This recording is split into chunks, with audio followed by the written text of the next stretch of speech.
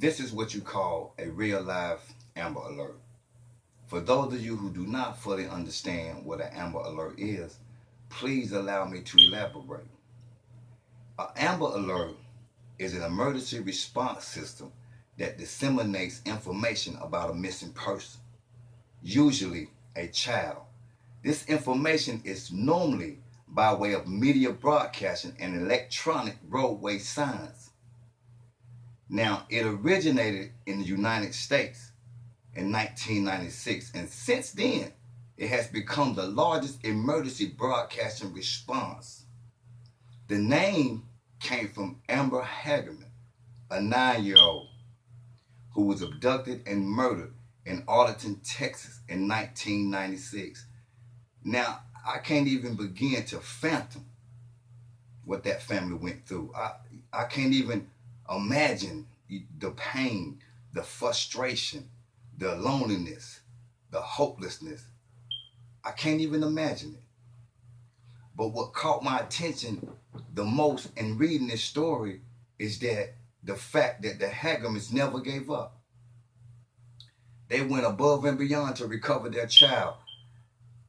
They sent out a worldwide message, an alert, letting everyone know that a child has fallen into the hands of the enemy.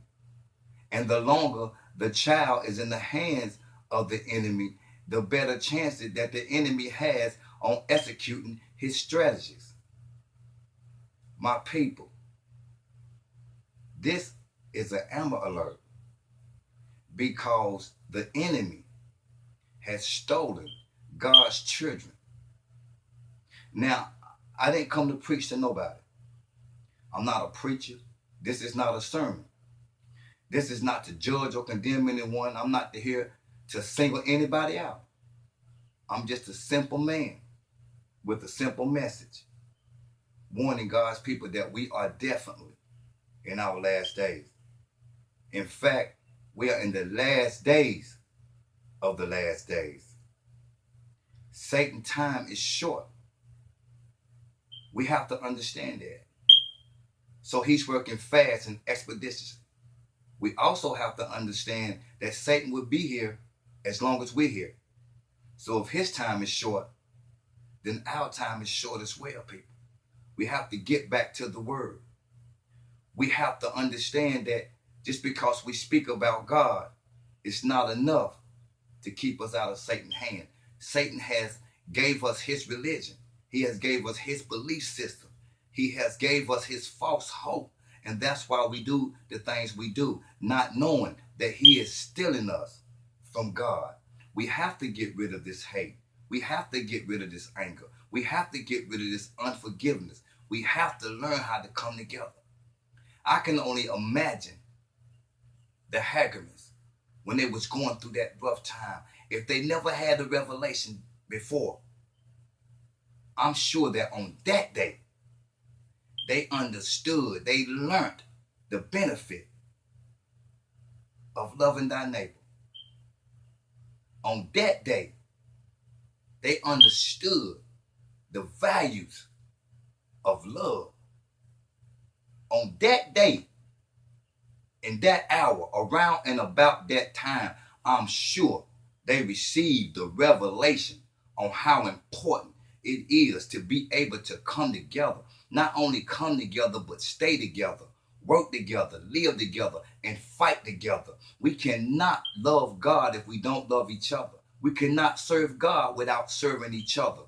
We cannot get to God unless we first learn how to get to each other.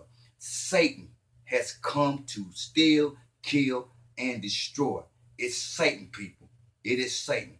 I have a lot of friends, and I've talked to a lot of people about God and the devil. And I notice a lot of people seem to have this belief that Satan has no power. And when you do something, the first thing they say is, he know right from wrong. That don't blame that all on Satan. I come to tell you that Satan has power. He is the prince of the earth, the ruler. The reason why God told us not to be of the world is because the world belongs to Satan. Anytime you of the world, you're of Satan.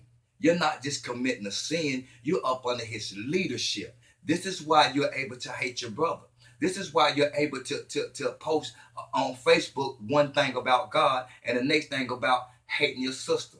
This is why you're able to fall in and out of the church. This is why you're able to bounce around to churches. This is why you don't have a commitment. It's because Satan is stealing you. He has stolen you from God.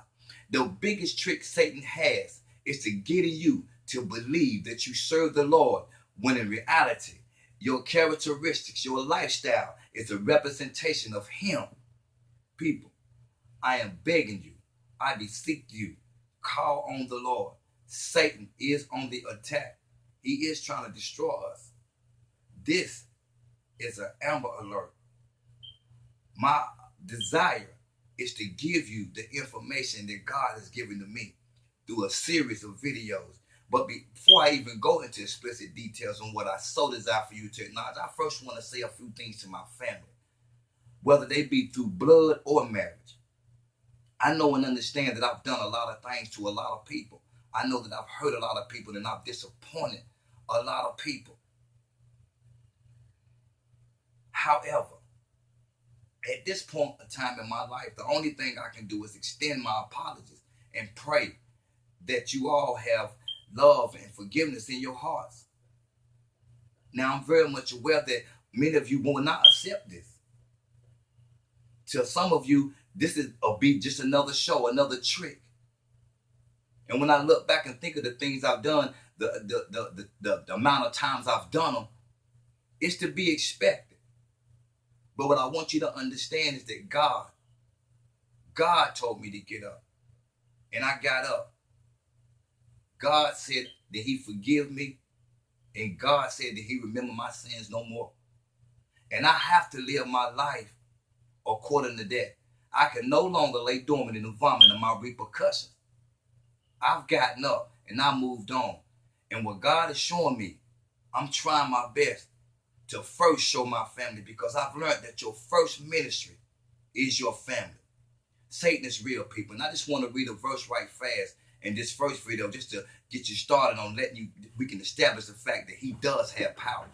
And I'm going to read from the book of Ephesians, chapter 6, starting at verse 10. It says, the final word, be strong with the Lord's mighty power.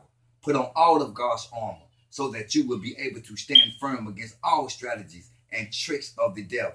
For we are not fighting against people made of flesh and blood, but against the evil rulers and authorities of the unseen world, against those mighty powers of darkness who rule this world,